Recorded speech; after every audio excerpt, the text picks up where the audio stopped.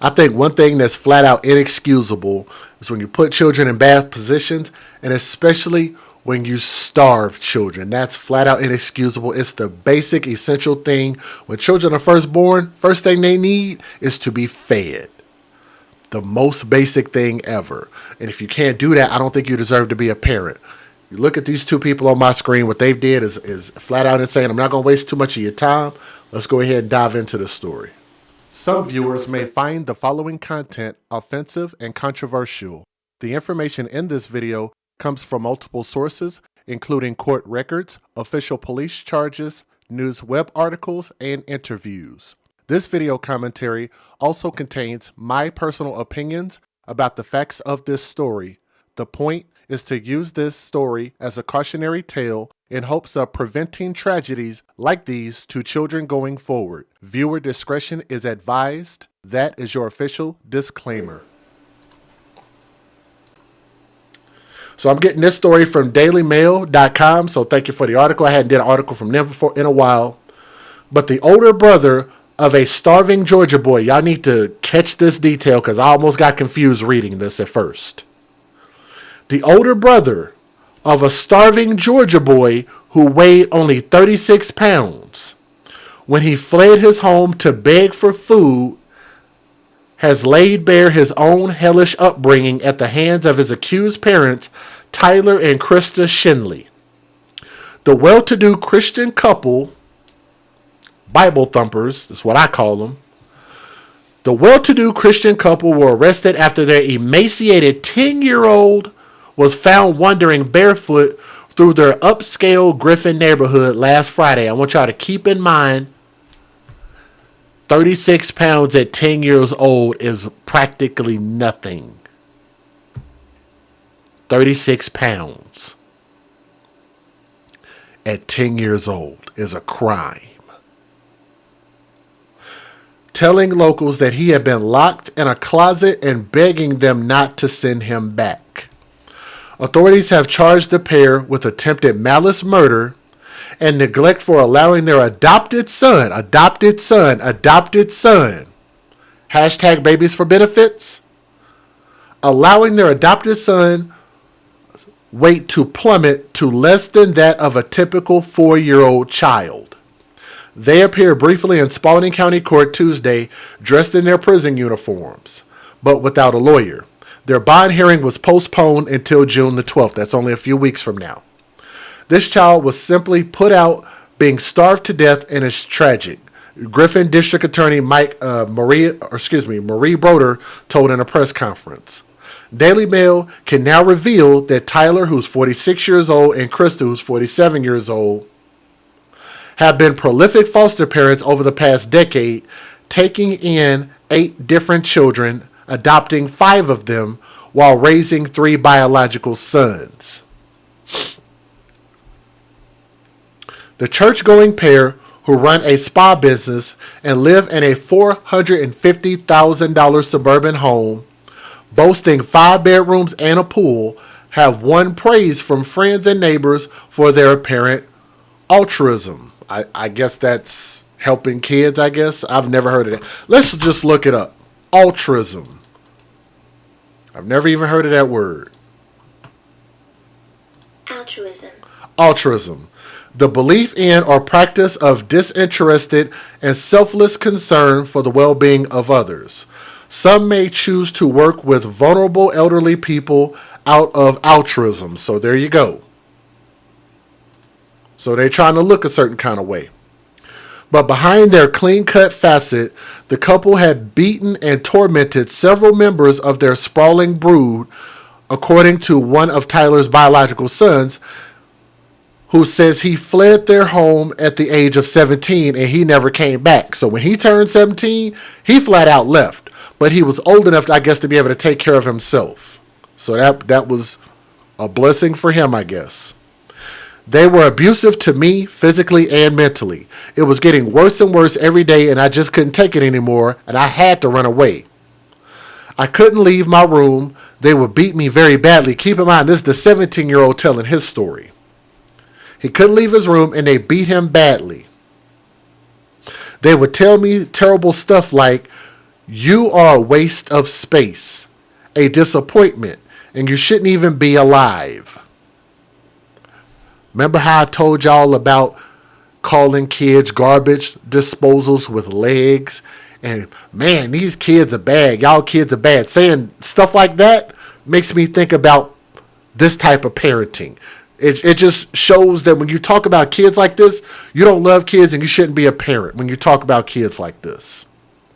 My dad would try to convince me that I was not his son. There were times that I tried to ask him for help, but they would say bad things about me, telling me I was a problem child.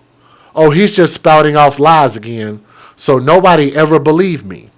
The sibling says that his ordeals stem back to 2012 when Tyler split from the boy's biological mom and married Krista less than a year later, relocating the family from Sandusky, Ohio to a smart 4-bedroom home in Jackson, Georgia. Their family unit initially comprised of 2 sons from Tyler's first marriage, one of whom suffers from autism, as well as a son from Krista's previous relationship. After temporarily fostering 3 more children, Krista and Tyler adopted 5 biological siblings, twin boys and twin girls, all aged around 4, and their 6-year-old brother, who is the youngster that they are now criminally charged with neglecting. By then, Tyler's eldest son said that he was already accustomed to his dad and stepmom meting out barbaric punishments that include locking him in his room without food for several days. Yes, this was in Ohio. Y'all have heard a lot of bad stuff about Cleveland. Y'all have heard a lot of bad stuff about Cuyahoga County. Again, Ohio. On other occasions, he was forced to pick up rocks for hours or run boot camp style laps of their Swish neighborhood in the pouring rain. The punishments weren't dished out universally, however, just to himself, his autistic brother, biological brother, and the adopted 6-year-old boy, but never to the sets of twins or Krista's son. When I was young, they would put dish soap in our mouths and make us leave it in there. We couldn't spit it out, recalled the son, now in his early 20s. As we got older, they realized that didn't work, so they decided to turn up the abuse by hitting us. It went from spanking to hands to belts, wooden spoons. I've even been whipped with cords. The worst I've been hit with was a baseball bat. They would hit me in the sides, my back, and anywhere that could be covered up with clothing. It became a normality for me because it happened every day, even multiple times a day. I would come home from school wondering what they were going to put on me today and how hard they were going to hit me. I think I could actually skip some of this because this article goes on and on and on. It's a long article, so go check this out on dailymail.com. I can't read all of that, but let me give you guys the fair usage and let me show you the news videos. Here we go.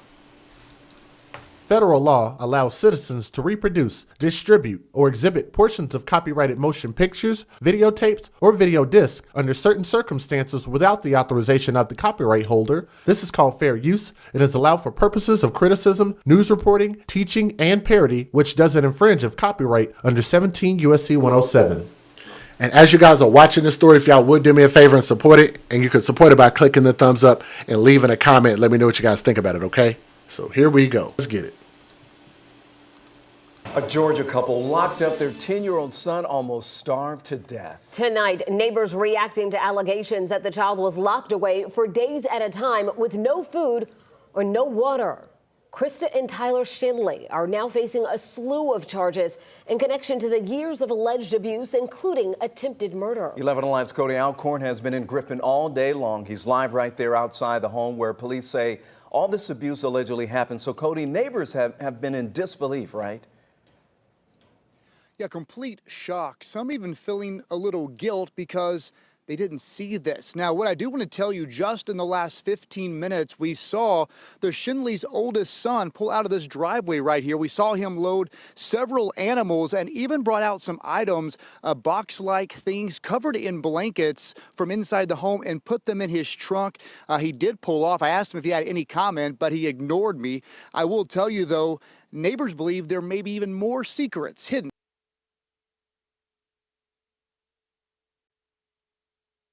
behind these four walls. I can't even. Kim Siegler lives next door to Krista and Tyler Shinley. Two Spalding County parents are facing charges of child abuse and attempted murder after investigators say they locked their 10-year-old child in a bedroom for days with no food and no water. 11 Alive's Cody Alcorn is live for us this evening in Griffin. And Cody, we understand there were several other children living in that same home.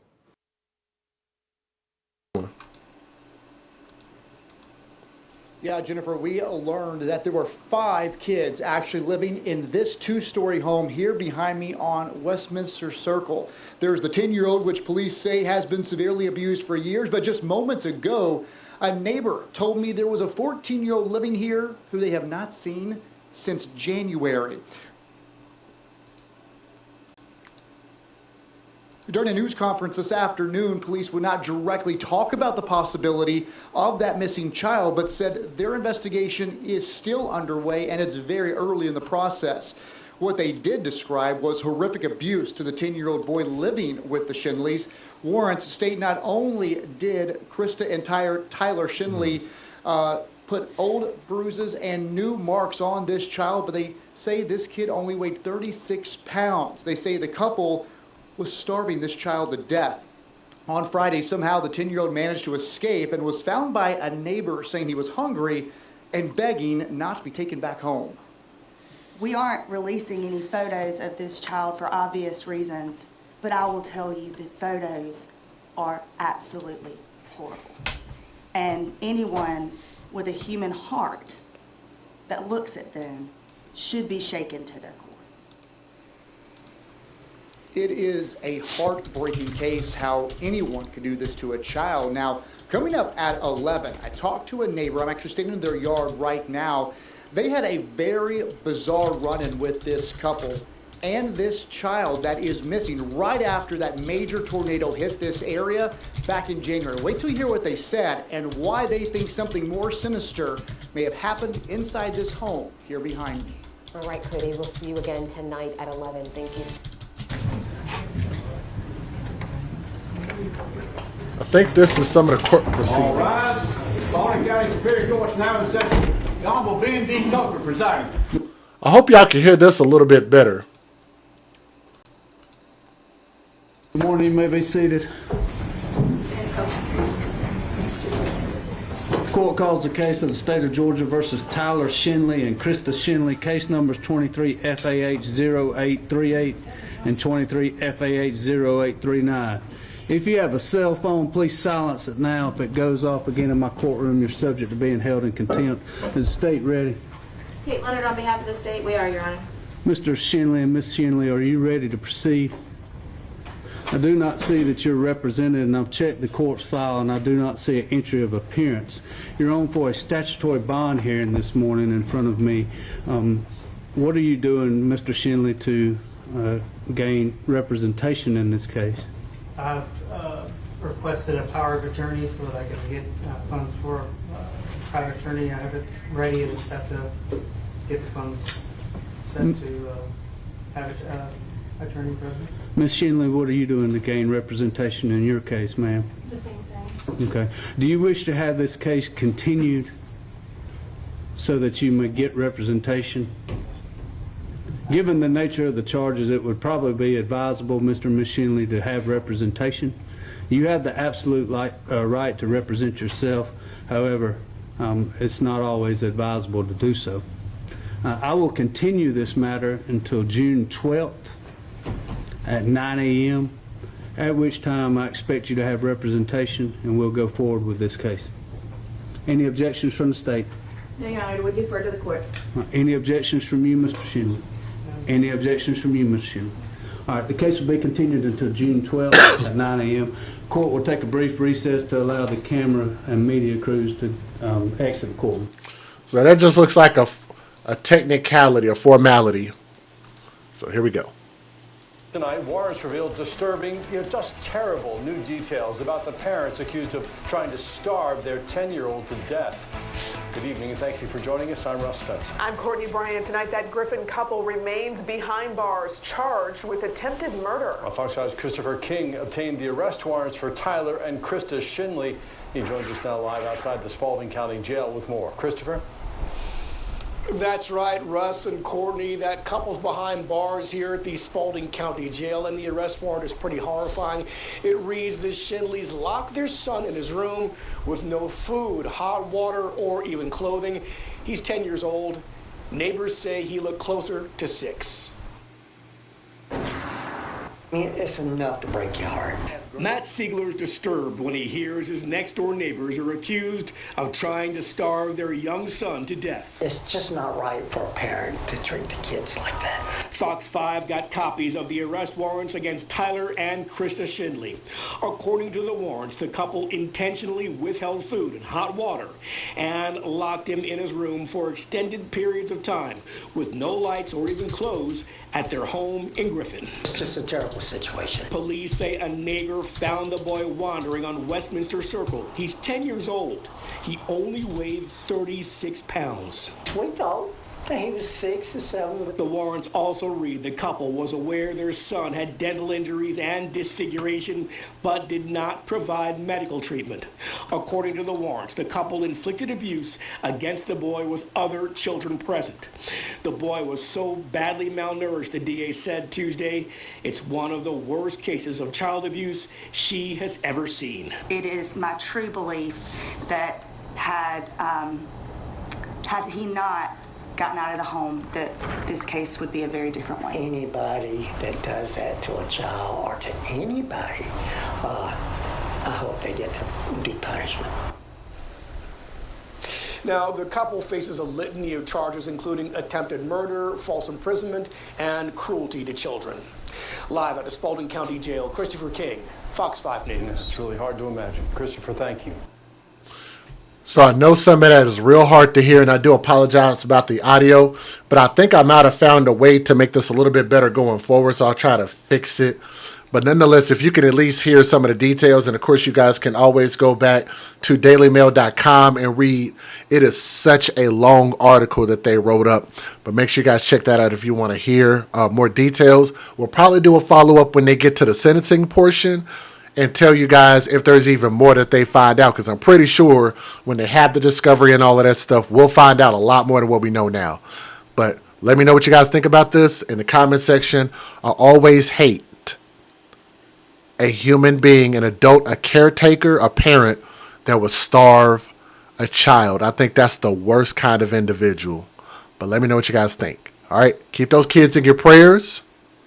We'll pray that they make a full recovery, okay? Thank you.